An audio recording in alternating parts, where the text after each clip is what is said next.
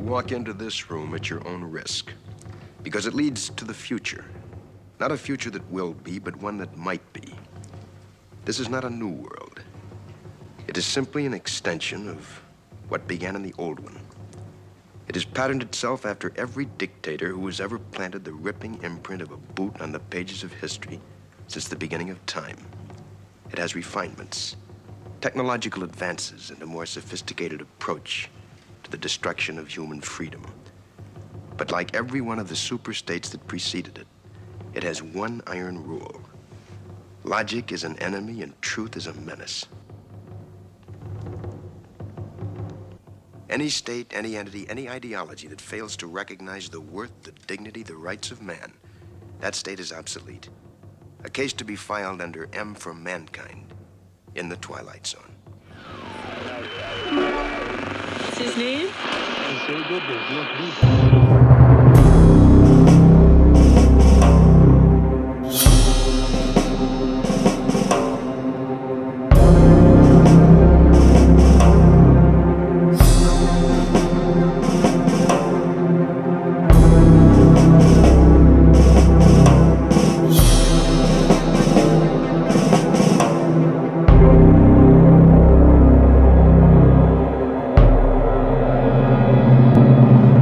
Infowars Nightly News. It is Monday, March 31st, 2014, and I'm Leanne McAdoo.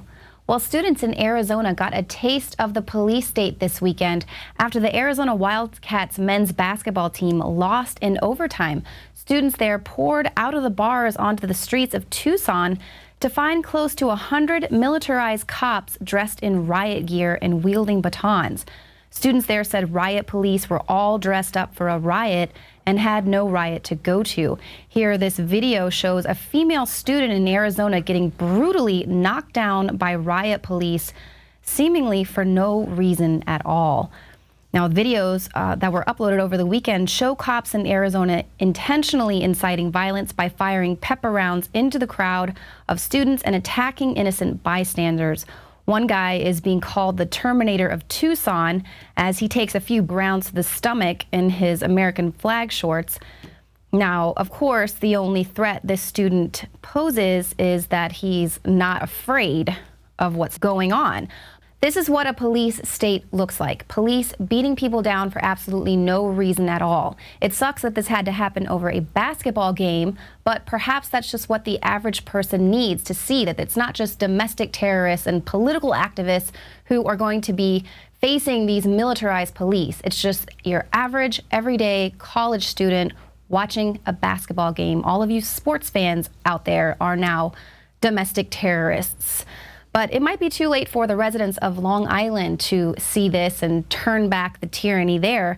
Authorities have launched a crackdown on homeowners who rent their house out to unregistered tenants. It's a new zero tolerance program that will see police conduct home inspections without notice. Landlords in the Long Island community of Westbury will be targeted by a newly created police housing enforcement unit that will modify search warrant law to eliminate prior notice and aggressively use warrants and housing sweeps on a regular basis. Residents are even being encouraged to report their neighbors to authorities if they suspect they are housing tenants who haven't been registered with the government. And a local station gave out an email address and phone number encouraging viewers to report a suspected illegal rental. So goodbye Airbnb and the like, but this isn't about protecting citizens from criminals there. This is about taking down those homeowners who may have been making a little extra cash renting out a bedroom and then not reporting any of those profits to the IRS. That's what this is all about. It's about taxes. And so now these people have no rights, apparently, because they're just going to get unlawfully searched in their homes without a warrant. So this is absolutely disgusting, and shame on anybody out there if you actually call that number and tattle on your neighbors and play into this whole tyranny. Now, we're reporting the Bilderberg has just released their latest meeting. It's going to be taking place in Denmark at the end of May. Now, of course, we all know that this meeting is comprised of the most powerful heavyweights in banking, technology, royalty, politics, and the press. And of course, over the years, we have forced Bilderberg out of the shadows And so they've been forced to create a little website that gives the dates and an edited attendee list and their little general agenda. But it's much like how the mainstream media will typically cover the news. They're going to only give this tangential coverage, if not outright diversion coverage. So now with this Bilderberg website, they can say, hey, look, we're not this secret meeting. We're not these evil people behind closed doors. We're just the most powerful people in the world talking shop over a golf game. And that's exactly how the mainstream media is going to treat it as well. Just look away. But as usual, we here at Infowars will be staying on top of this upcoming Bilderberg meeting because, of course, as we've reported, there are innumerable circumstances where we can see this organization having a direct impact on global policy. Now, of course, one of the things that they've talked a lot about at Bilderberg is climate change and how to control this message of climate change.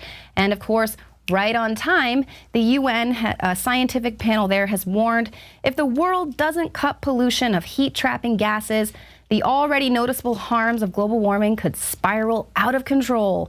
The Obama White House says it's taking this new report as a call for action, with John Kerry saying the costs of inaction are catastrophic.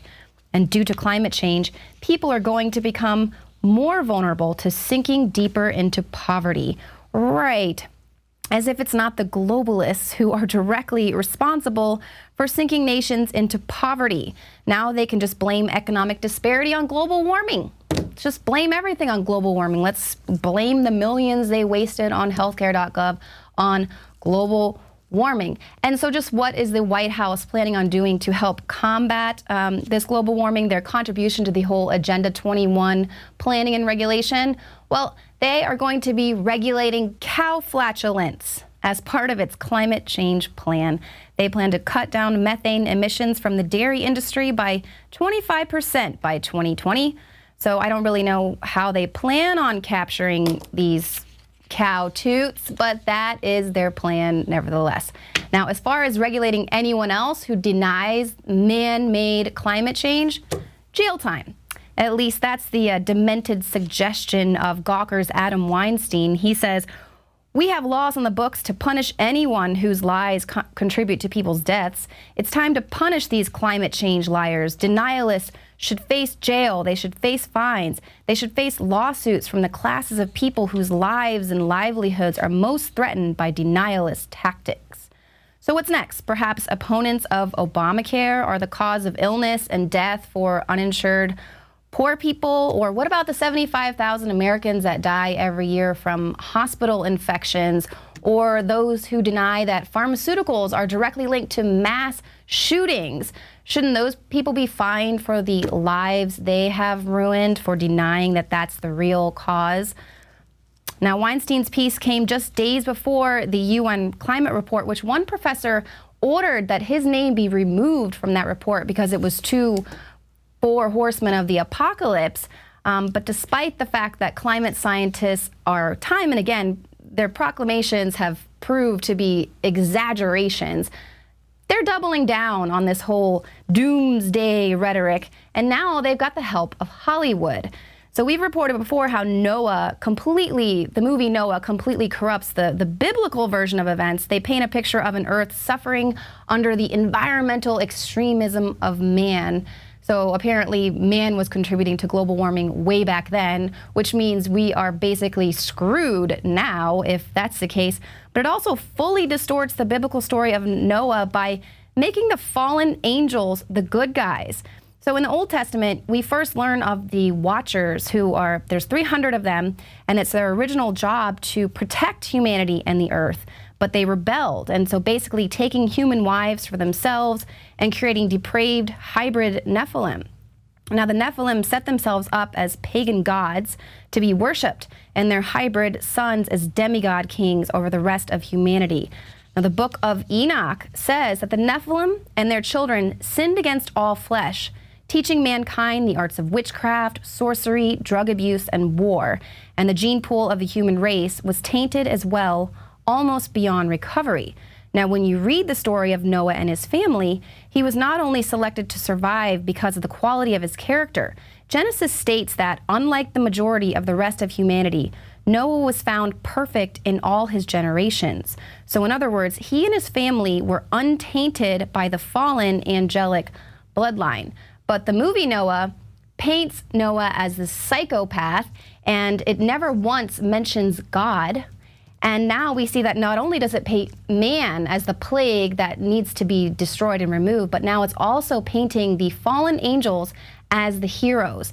Now, millions of people saw this movie over the weekend, and so they're receiving a version of events that are almost opposite of this story in the Bible. And the book of Matthew says that, but as the days of Noah were, so shall also the coming of the Son of Man be. So is this movie a warning? Because we already know that the powers that be, they love to put it out there. They love to brag about their coming exploits. And now, are they painting themselves and their depraved bloodline as the heroes? That's my take on the whole thing. Now, coming up, if you want to see me shoot a 12-gauge shotgun, stick around.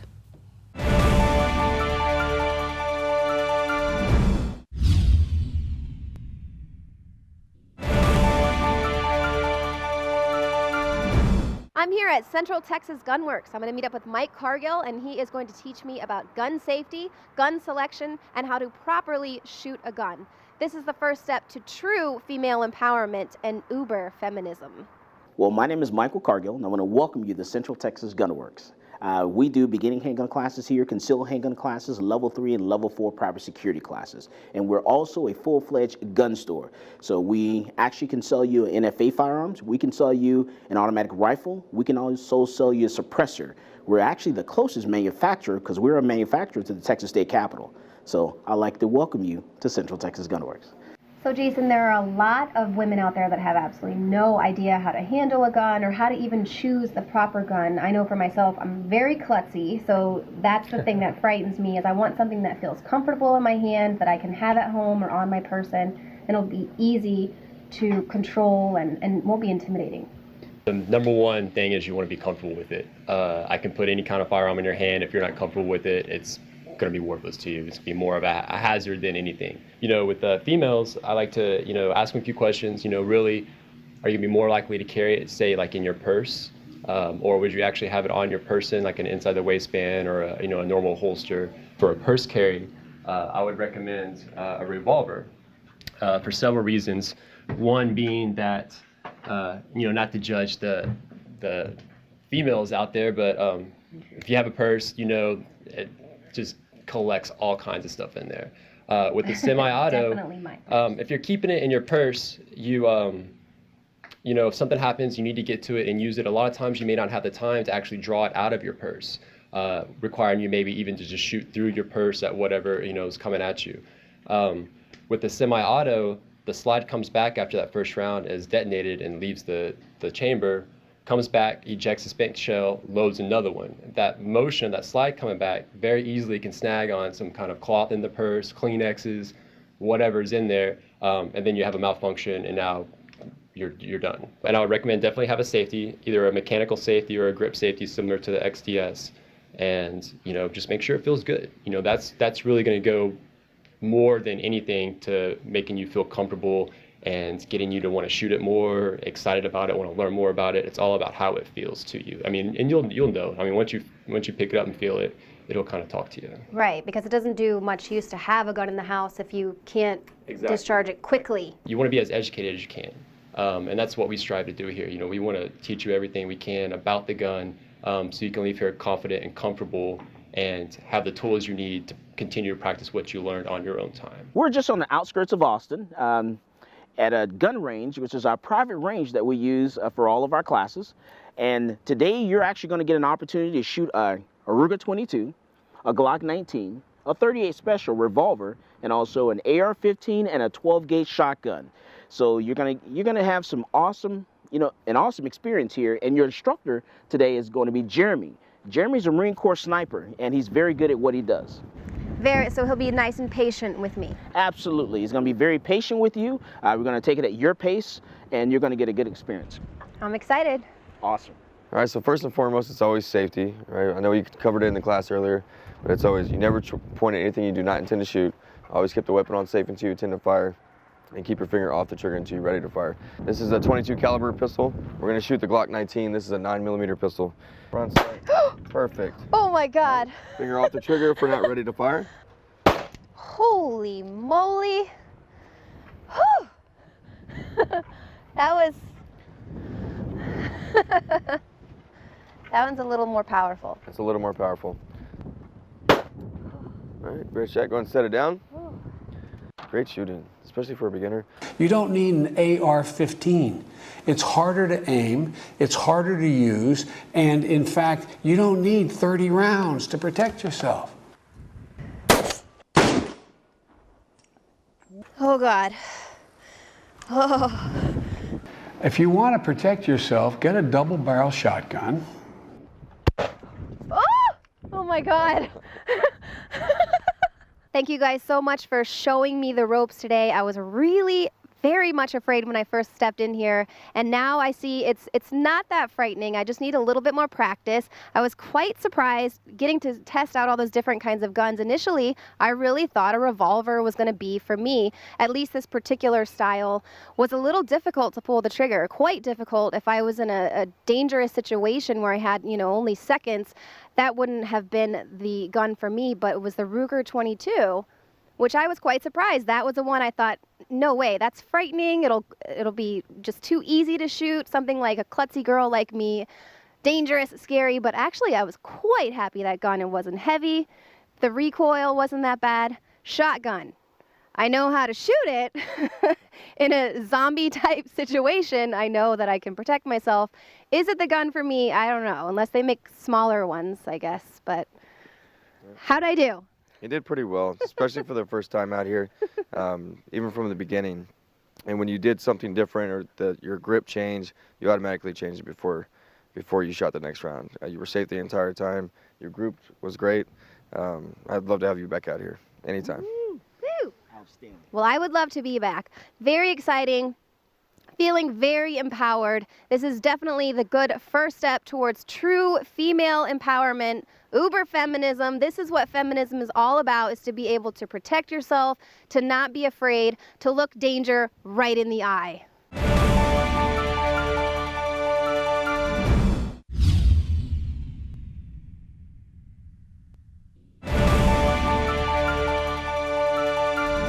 And welcome back. Our guest tonight is Dimitri Karras of Aries Armor, the California gun manufacturer.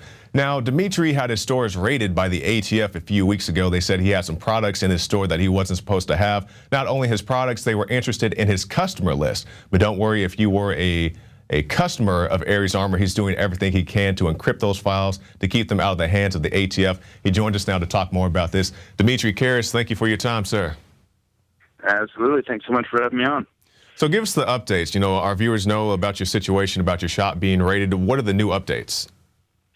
Well, right now we're kind of in a little bit of a legal quagmire as far as what steps we're taking next.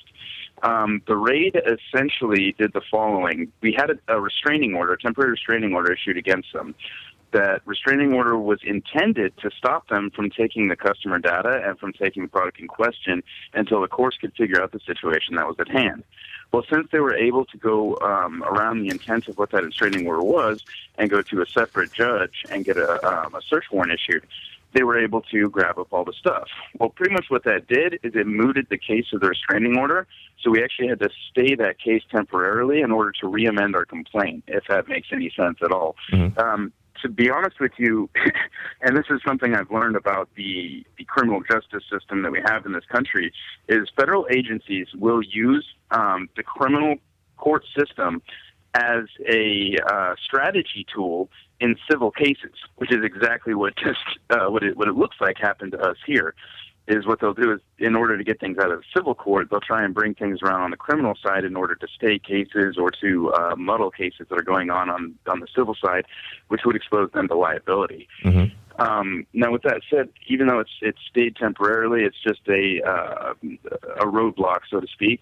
And the first step in this process right now is for us to get a hold of the affidavit that they used in order to get that search warrant, because I'm very, very sure that they failed to mention certain things like and again, nobody's seen it yet, Right. but I'd be shocked if they mentioned the contested status of the parts in question, or if they mentioned that they were wrong in their determination, or any of these other things that probably the judge should have been made aware of when they were doing that search.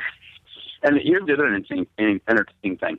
The very first thing they did when they came to raid us, guess what the very first thing they did when they came in was? After they cut the lock on your door, then they busted in? Yep. Okay, so what did they do when they did that? They went and looked for the cameras to turn them off. Really? Yep. Every single building, that's their SOP. Whenever they come into a building, the building that I was at, they didn't kick the door down. They were very polite. I opened the door for them, and the agent actually asked me, "Are there cameras here?" I said, "Yes." He said, "Can you turn them off?" I said, "Yes, I can turn them off, but why do you want me to turn them off?" And he said, "Well, we don't want videotape of the, you know what I mean, of like our illegal activities." Yeah.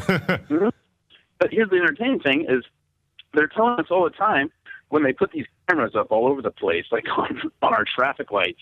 And I mean, you can't walk more than 100 feet in any major city in this country without passing 6 freaking cameras. Oh, that's exactly and they right. tell you it's, oh, well, if you're not doing anything bad, you shouldn't worry about it. I would like to pose the same question to them.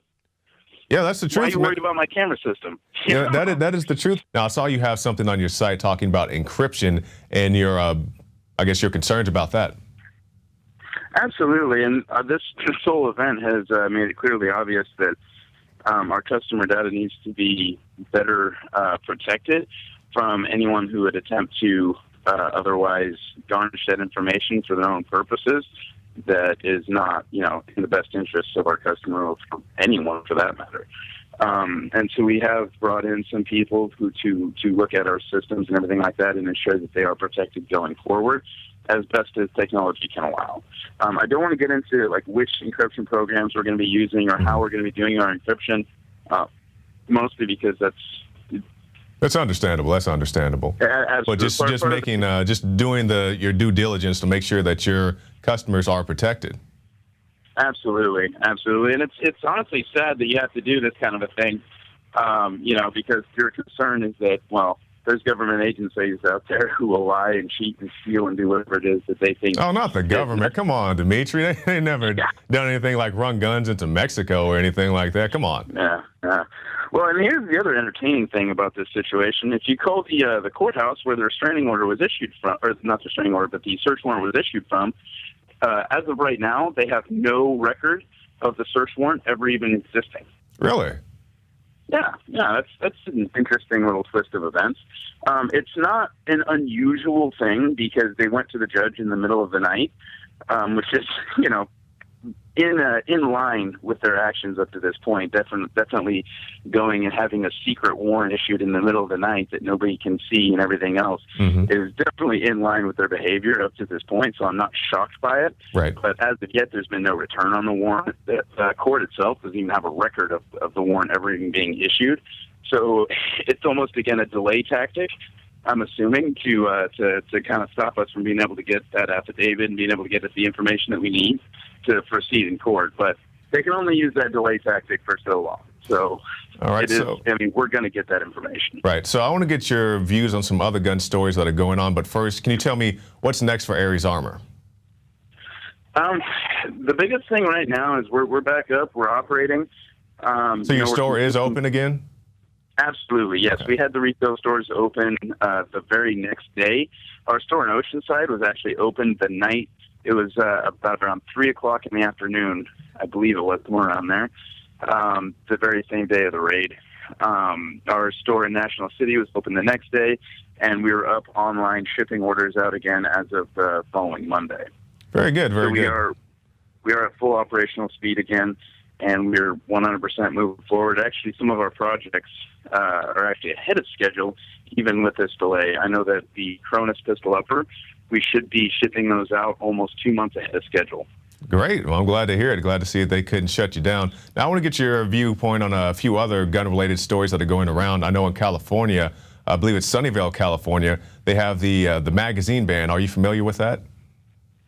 Not 100% familiar with that one. They did a magazine ban in a specific county? Yes, it's we have the article. It says California's refused to turn in newly banned magazines. So basically in Sunnyvale, California, they said that you can't have your, quote, high capacity magazine. And, just you as a military man, do you think that's constitutional for them to say that you can't have a particular type of magazine? I think that's an absolute joke, to be honest with you. And that's kind of, it's going across the state. I know that the ban was on the rebuild kits and everything else like that, and these other ways that people were using, to replace their old magazines and things like that. But with that being said, if you look at like previous things that happened in history, which is the Battle of Athens, the key important thing to learn from that is that the civilians need to have weapons that are equal grade to the local law enforcement. Otherwise, tyranny can just flourish. Yes. The sheriff that was out there during the McKean County War, which is what I was just bringing up, he would probably still be in power and still be manipulating all the elections and still be doing all these things if the local citizens would not have been able to go out and actually get military-grade weapons to push that force back. That's right. Now, I want you to speak more about this because you're a military man. And, a lot of people, they ask these questions, why do you need a assault rifle? Why do you need a high-capacity magazine, as it's been termed? They say, why do you need military-grade equipment? Can you elaborate more to that end? And, well, it's almost exactly what I was just saying right there. One of the biggest reasons for firearm ownership is to be able to combat your local government if it should be so required, if they ever start stepping out of line. And for people to say that our government would never step out of line because we're the United States of America is to keep their head buried so far in the sand that they can't, understand anything that's going on around them. Our country is going down the tubes faster than you can possibly imagine. And having weapons that are of equal grade to the actual government is of great import to the people of this country. It is of great import. Very good, and that's very well spoken, because a lot of people, they just don't seem to understand this because they think that we live in this perfect world, and I just can't believe people can't just look at things that are happening overseas. We see the drone killings, we see these unconstitutional wars, and now those things are starting to come back here. We have drones flying U.S.-Mexico border, U.S.-Canada border. We have police departments getting taser drones and other weaponized armaments, but they say that the private citizens should not be able to have these same type of armaments, and I think it's completely ridiculous, just as you said there. Absolutely, and the thing is they're going to get no matter what happens, there's going to be a surprise wake-up call if anything ever does escalate to those levels. And I can tell you, this is the other entertaining thing, and I'm not normally one for the tinfoil hat, but I usually shoot down conspiracy theories around me all the time. I have had no less than 4 conversations with different gun shops, from Alaska to Ohio to Florida. And I can tell, it has become apparently clear to me that over the last couple of months, 100% they are building a list of anyone that has anything to do with firearms. And I can tell you this, they're going into gun shops right now. And they're saying, hey, we're going to do an audit of your records, which is normal. And then they're taking photo scans of the entire customer records that have nothing to do with the regular things that they're doing, i.e. people who are purchasing side products and things like that. I got off the phone with a person just yesterday from back east who had actually told them, no, you can't do that. That's illegal. And they said, well, we're doing a criminal investigation. And he said, yeah, well, you can come back with a subpoena or a warrant. And with specifically who you're looking for and things of that nature. Well, they come back 2 weeks later with 15 ATF agents and a general warrant that allows them to copy their entire customer record database, just like what happened to us, except for, the only reason this is actually even coming to my attention right now is because of the publicity that happened on our end. And so a lot of these shops are actually reaching out to us and are saying, hey, the same thing happened to me, the same thing happened to me, the same thing happened to me. And it's interesting that these stories all seem to have started at the turn of this year. And if you think about it, if I was them and I wanted to make a gigantic list of customers who are not, or for people in the gun community, that's exactly what I would do. I would go to the gathering places, the places that house the most information, which is the businesses that sell these items. That's right. And why do you think now? Do you have any thought as to why now? I have no idea. I have not even the foggiest clue. But I mean, the only thing I know is that there 100% there is a list being built. And again, I'm pretty far from the crowd that's normally the conspiracy theories. But mostly because I work for the government, and my experience with the government is, well, usually they're too up to pull off any sort of anything. But I mean, whatever's going on here is 100% getting directed from a higher source. There's no way that could happen across the country like that without, you know what I mean, at the same time. That's what's weird. And who knows why they're doing it? They're just doing it, you know? Exactly, because, you know, they'd been warned about for a long time registration leads to confiscation. And that was always my question with your case. You know, why does the ATF want all of your customer records? Why would they need something like that? But Dimitri, can you give us your final thoughts as we end our interview? Yeah, absolutely. This is one of those, and I got to put this out there. The biggest part to this is being able to stand up and say no. These people are not used to hearing those words. They're not used to hearing no. They're used to coming into a situation and bullying people around and having those people lay over and give them whatever they want. So if they come and they say whatever it is that they're doing, it's okay to tell them no. Make them make good on their threats. If they have to go out and get a warrant, make them go get their warrant. And when they do come back, make them look like complete idiots, because that's what they are. Their entire organization is a joke. They know their entire organization is a joke. They operate under the premise of bullying people into what they want to do. They manipulate the judicial system, and everything they're doing is 100% wrong. And the very first step to correcting this issue is getting them the attention that they deserve. And the simplest, most efficient way to do that is to look them right in the face and say no. No, I'm not going to be bullied by you. You can come back with a warrant. If you want to make a threat towards me, I'm going to make you make good on that threat. Exactly. Dimitri Karras, thank you for your time, sir. Thank you so much. And that's what you have to do. You have to stand up and say, hey, I have my rights. You're not going to infringe on our rights, and that's a great way to do it. Do it peacefully as possible. But the thing that you have to do, if it all comes down to it, tell them, come and take it. That's right. You can go to the Infowars shop, get the come and take it, get the Molon Labe. All of it. We got the ones for the ladies as well. It's all right there at the Infowars shop. So that's it for this edition of the Infowars Nightly News. I'm your host, Jakari Jackson, and we'll see you again tomorrow night.